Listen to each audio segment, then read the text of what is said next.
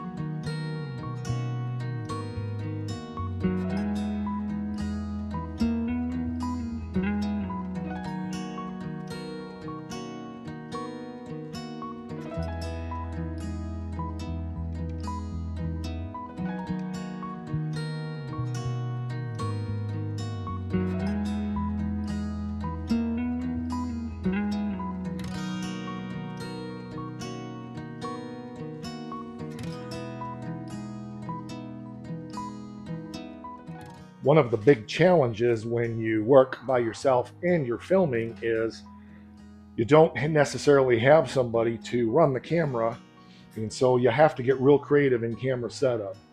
But what we're doing is I just use a chair and I've got a piece of foam here about the right thickness to get this door close. This is a real neat trick that I've learned in mounting doors when you're by yourself. It's almost easier to do this than it is to actually have help, especially sometimes. Well, help sometimes isn't always helpful, is what I'm saying. Well, it fell off. Hold on. Just hang on. There we go. What I need to do is slide that back right there. And then there we go. Well, I'll be dipped. Now we just try to get it over there on my beautifully smooth floor. What I should have done,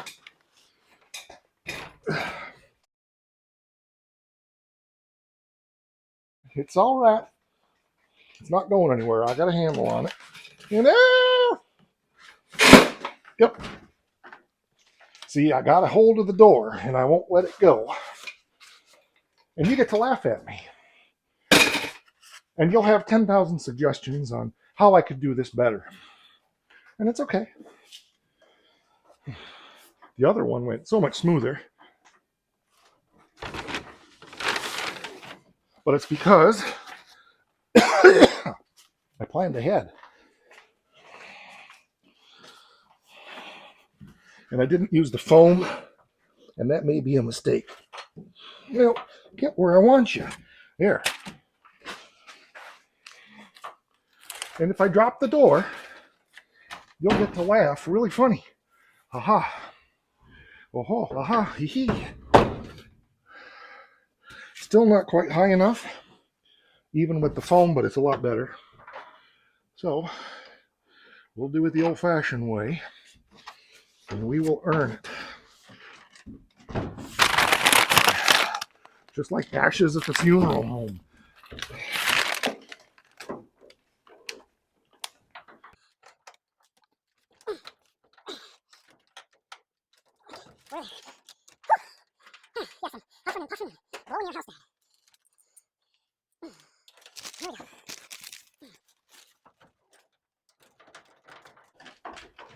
Well, you were in there, and now you're not.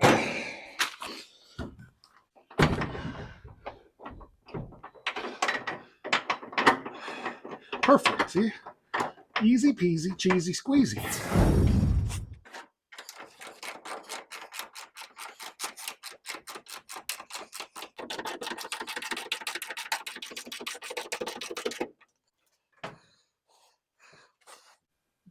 Bottom of the door needs to go in just a little bit. Top of the door needs to go in just a little bit. Gap is actually decent. Does it need to go up? Not really. A little teeny bit maybe. The striker will probably pull it up a little bit. At least the hinges on this side aren't worn. So we'll knock this top of the door in just a Nova Scotia, and we should be good.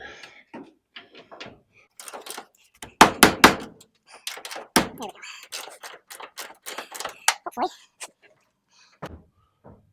Yeah, still out a little bit. All right, we got to loosen it up more, and we got to get the top of this hinge to slide in more. Fitment on these doors isn't the greatest. I'm not sure if they're not the right doors for this truck or what the deal is, but I did the best I could. Um, it's like it bubbles out back here on the cab, and it's lined up good here. It's lined up good here, but generally when this is sticking out, it's because the door needs to tip. So I'm going to try making a little bit more adjustment up here. Get this just tweaked out just a little bit. The top of this door here was bent. I had to bend it back in because it was like a huge gap. So that's better. So let me see if I can get the top of that just a Nova Scotia. That's probably as good as it's going to get for now. I have to keep reminding myself it's not a show truck. I'm not real thrilled with the door gaps the way they are. It's still, I don't know. Makes you wonder, doesn't it? But it is what it is. So it's flush good there. It's flush good here. It's almost a little high now because I did bring the top of that door out. But in order to get that to pull in more, that needs to pull out. Our body line is not bad. Again, I got to remember it's not a show truck. So the next thing I want to do now is just wipe these doors down and get all the dust and dirt off so the truck actually looks like it's all the same color. Well, that's good progress. I'm really happy with that. Door alignment didn't go too bad. They don't line up the way I would like, but again, it's that big super sign I have to have up mentally is not a show truck, Mike, not a show truck, Mike. And yet I know door gaps make and break a paint job too. So, but I think I got them respectable. I'll probably get my buddy over here to check it out and see what he thinks. I got a couple things that I've discovered on this. Actually, I think one of you pointed one of them out in the video a couple months ago that I've missed. So we need to take care of those things before we can paint. But we're really getting close. There's a little teeny dent here, which I'm not that worried about. That's a super simple fix. But I don't know how I missed that one right there. So that one I can get at from the backside. So we'll probably just tink that out soon, and that'll be good. This I'll probably just hit with a little polyester glaze or something and fill that up, or some Bondo or whatever. So I think the next session on this is going to be, drum roll, we have block sanding to do. Now, not block sanding from the perspective of making it flat, just we're going to use the hook and loop DA with Scotch Brite on it to do most of it because it's nice flat surfaces. So there's going to be a few episodes. We'll do the sanding and the fixing and all that stuff in an episode or two. All the prep. We got to do all the masking and oh yeah, the shop cleanup and all kinds of things. And I really want to take you through all those painstaking details. I don't want to just give you all of everything that needs to be done in an hour. So you can look forward to several episodes for the next phases. But we're really not far from getting this truck in color. The door gaps and door jambs look really good on this. I'm really pleased with all of that. They look really nice. Color match is good, of course, but we don't care because it's inside a door. The door's shut pretty good now, and there's no seals or anything on it. So we still have the grill to do there, but I can do that anytime after the truck is gone. I want to get it back to him as soon as possible. And we still have to bring the box over and get that done. But there's no big rush on that either. The main thing is he'll have the truck back so he can start getting that big old 440 put in there. That's been on hold anyway. I was going to take that to the machine shop for him and get all the machine work done that needs to be done, dip the block, all that. But he has another project he's doing right now, and his resources are going to that. So we opted to just hold off on that. And so I'm guessing that'll probably be more towards fall. And my guess is he'll be putting this together over the winter. Also have a hood. I I feel like if I remember right, he's going to put an old 70s bird bath style hood on this. I think he's got a 70s dash he's going to put on it. So it's going to be a nice mix and match. Um, I think those bird bath hoods will fit on this and they look pretty good. And I think he wants to do that satin black. So maybe we'll do some custom graphics. I don't know if he wants to put his trucking company name on the side. I don't know. We'll see. But I know a guy who's really good with custom striping and lettering and stuff. So he may get involved. Well, you've met him. He's been on the channel before, I think. Maybe not, but I know he's commented. But he's my painter guy. He's the guy I go to when I get in over my head, my buddy Matt. So we'll see where that goes. But remember, cheap and dirty. Can we paint it for $500? I think we're going to be under that $500 mark pretty respectably. It's going to be close. So I'm thinking 450, 400, somewhere in that ballpark. But it ain't over till the fat lady sings. Oh, that's not politically correct to say anymore, is it? Hmm. Hmm. I don't know how to say it, but it ain't over anyway until somebody yodels, is what I'm trying to say. We'll make it the fat guy. There you go. I'll make it me. I'll yodel at the end of it. Rather funny, when I was working on this door, I was smelling old bad gas, and not because I had a burrito for lunch. And I thought, man, what is it? Is there a gas tank upstairs that's leaking, or what in the heck is going on? And I realized that my little starter tank for Will It Run stuff is sitting back there, and it had fallen over upside down, and it's got some skanky old gas in it. So I was really starting to get concerned about where that gas smell was coming from. We have the grill to do inside the cab, also probably going to get some loving at some point here. We need to do the posts, the roof, and around the back, I guess. Not sure what else, but that's going to be a pain in the butt, but it's got to be done. So again, I want to take you through step by step, so you can really have a very, very realistic understanding of the amount of time it takes to even do a cheap and dirty.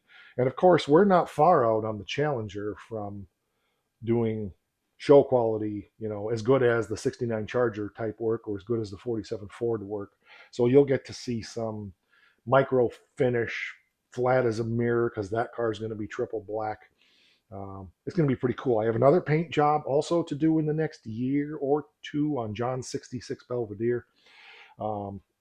We're going to be doing some different kinds of paint work on the Forsyth Duster, which is covered with a tarp right now, because we're going to be doing some patina work on that. We're not painting that car, but we're going to kind of blend in the stuff that we patch and give it the old look and just make the whole car look like it did probably when it was parked in about 1985 after it was done drag racing. So we got a lot of different types of paint work. Actually going to do some stuff on the Golden Mullet as well, similar to what we're going to do on the Forsyth.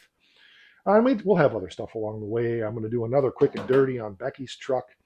Um, so, if you take the time to watch all the paint work, there's a whole bunch of paint work on the 47 Ford that you can learn from. I think hopefully you can glean the basics of how to paint. And of course, there are other channels. I know Fitzy over at Fitzy Fabrication. Tony just did a video released yesterday, I think it was, about painting that 65 Mustang of his girlfriend's. I think it's his girlfriend's. Anyway, they painted a B5 blue, so it's going to be faster because it's a Mopar color. Right, Tony? He watches. He just doesn't say anything. So anyway, so he was a painter forever and a lot more than me. He worked in a lot more production environments as far as painting than I did. But I've done a lot of it. Don't get me wrong. I've painted a bunch of cars for myself and for customers. So, anywho, just saying, you can learn not necessarily how to do it the right way, but you can learn how to do it my way. It works because the paint on any of the cars I've painted hasn't fallen off on the floor yet. Well, that's going to do it for this one. I'm exhausted, but it's a good job done. This is the 7th episode that I've done in the last 7 days. But I've been just hammering, trying to get you guys content and get this project done. I want to get it out of here so I can get my GTS back, selfishly. Really miss having my Pro Street car around so I can go out and, paint the road black. That'll do it. We'll catch you on the next one. Don't forget, it's important. Rah!